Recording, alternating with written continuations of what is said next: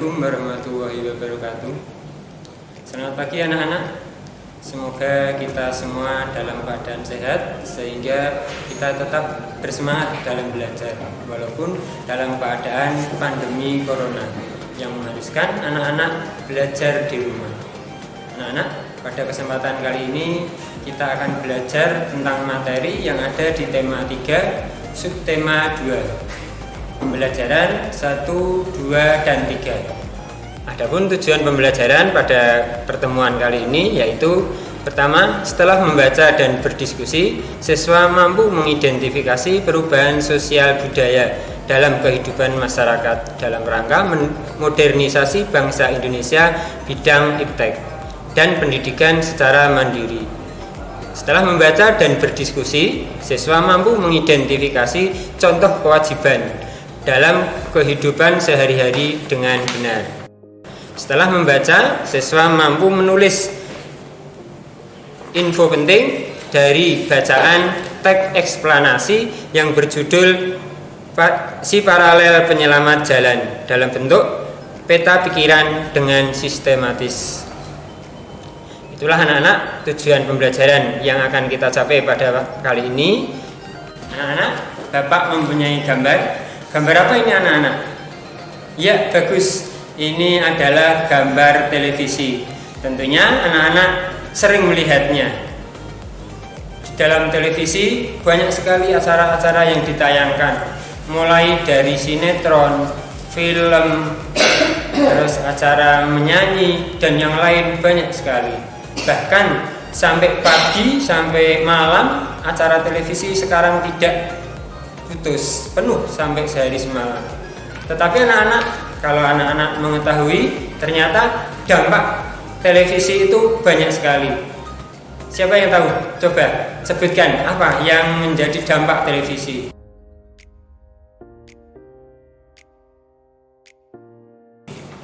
Ya, benar. Dampak televisi ada yang positif, ada yang negatif. Salah satunya anak-anak. Ini apa anak-anak? Ini adalah berita atau kalau kita mencari informasi bisa melalui televisi. Ini berarti manfaat televisi atau dampak televisi dari segi yang positif. Iya, benar. Ini dari segi yang positif. Apalagi yang lain anak-anak? Bapak ada gambar lagi. Yang ini anak-anak.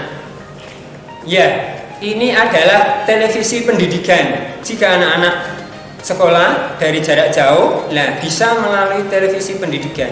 Ini juga salah satu manfaat positif dari televisi tersebut. Ada lagi manfaat yang lain anak-anak? Ada apa misalnya? Acara nyanyi untuk hiburan, berarti televisi juga bisa menjadi sarana hiburan.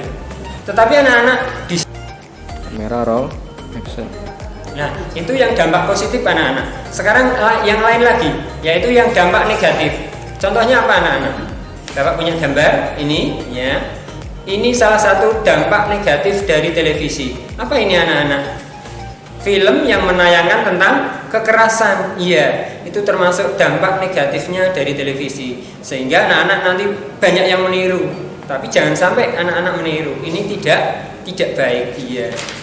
Yang lain lagi anak-anak. Apa yang negatif yang lain lagi? Misalnya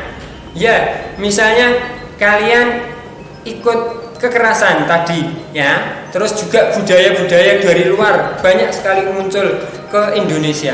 Karena apa? Karena lewat film, lewat tayangan televisi, ya seperti itu. Terus ada lagi yang negatif yang lainnya anak-anak. Anak-anak, ternyata dampak televisi banyak sekali, baik positif maupun negatif.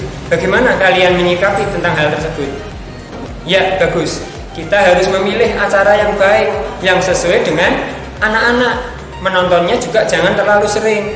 Kalau anak-anak nanti terlalu sering, ya mata kita juga kurang sehat. Itu diantara juga termasuk dampak yang negatif.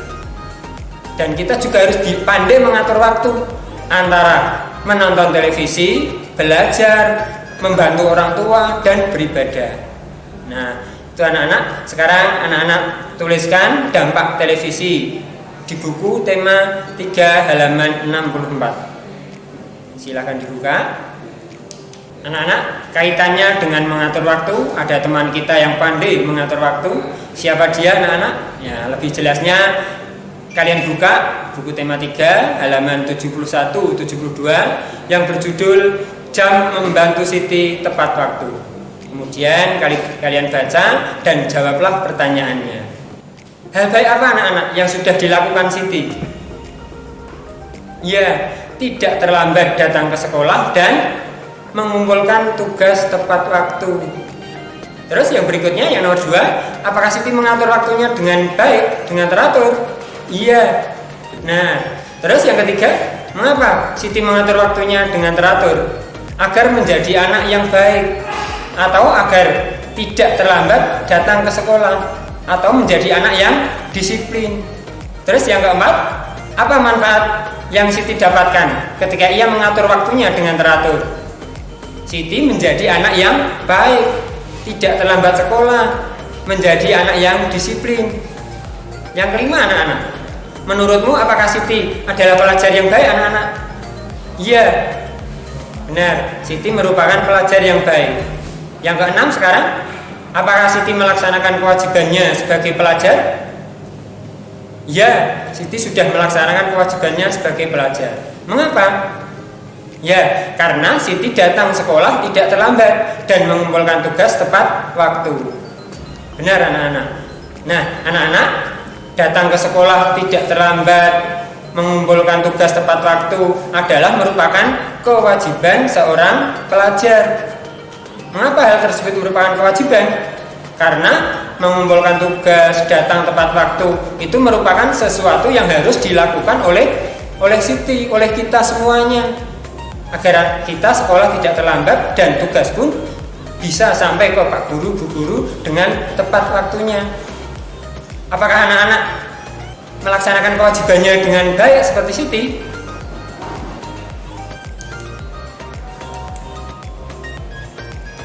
Ya, benar. Kalau anak-anak sudah bisa melaksanakan kewajibannya sebaik dengan Siti, ya anak-anak juga menjadi anak yang baik berarti.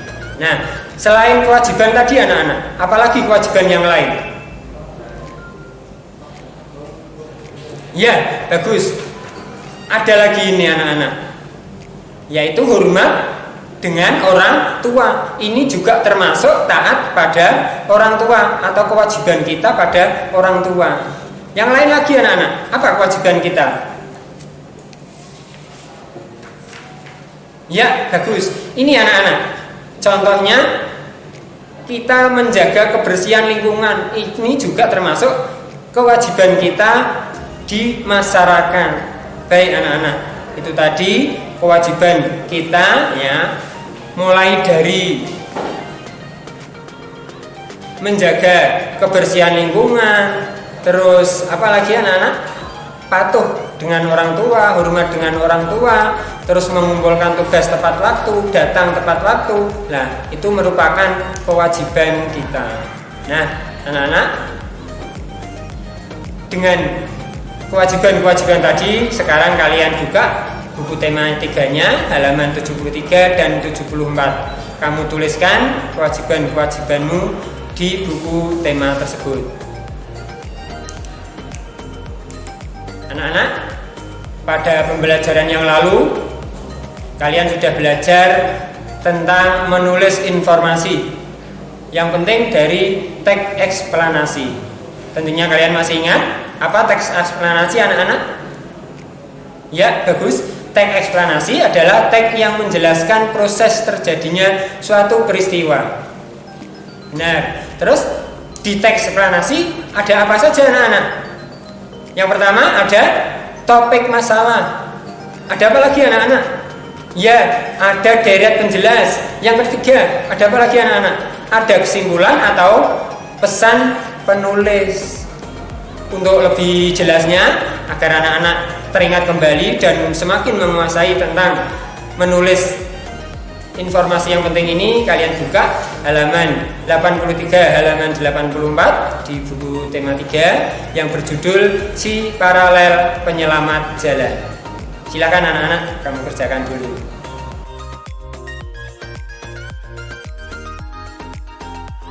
paragraf pertama atau topik masalahnya apa anak-anak? Ya, yaitu Gareth Augustus Morgan menciptakan lampu lalu lintas. Itu topik masalahnya. Terus yang paragraf kedua atau deret penjelas, yang pertama, lampu lalu lintas temuan Morgan menggunakan rangkaian paralel. Ya, apalagi anak-anak deret penjelasnya? Rangkaian paralel adalah rangkaian listrik yang disusun berderet, di mana masing-masing lampu memiliki rangkaian tersendiri yang terhubung dengan sumber energi. Terus yang ketiga, apabila ada satu lampu yang rusak atau lampu yang dicabut, maka komponen lainnya akan tetap berfungsi atau tetap menyala. Terus paragraf ketiga atau kesimpulan atau pesan penulis, sungguh mulia tujuan Morgan menciptakan lampu lalu lintas. Apa tujuannya anak-anak? Agar tidak terjadi kecelakaan. Dapat dibayangkan jika tidak ada lampu lalu lintas di jalan raya yang ramai anak-anak. Nah, hari ini kita sudah belajar banyak sekali. Untuk selanjutnya kalian kerjakan soal-soal berikut, dan ini nanti jawabannya kamu kirimkan kepada bapak atau ibu guru kalian. Nanti tulisan saja mas ya. Oke. Anak-anak, setelah mempelajari materi ini, tentunya banyak pelajaran yang dapat kita ambil dan kita laksanakan dalam kehidupan kita sehari-hari, agar kita menjadi anak yang baik, pandai, dan sukses tentunya. Nah, anak-anak, pada pembelajaran kali ini sampai di sini dulu. Bapak harap anak-anak tetap bersemangat belajar dan jangan lupa cegah dan jaga kesehatan. Apalagi ini musim pandemi corona, jaga kesehatan, patuhi protokol kesehatan pencegahan COVID-19. Selamat bertemu kembali di kesempatan yang lain, dan wassalamualaikum warahmatullahi wabarakatuh.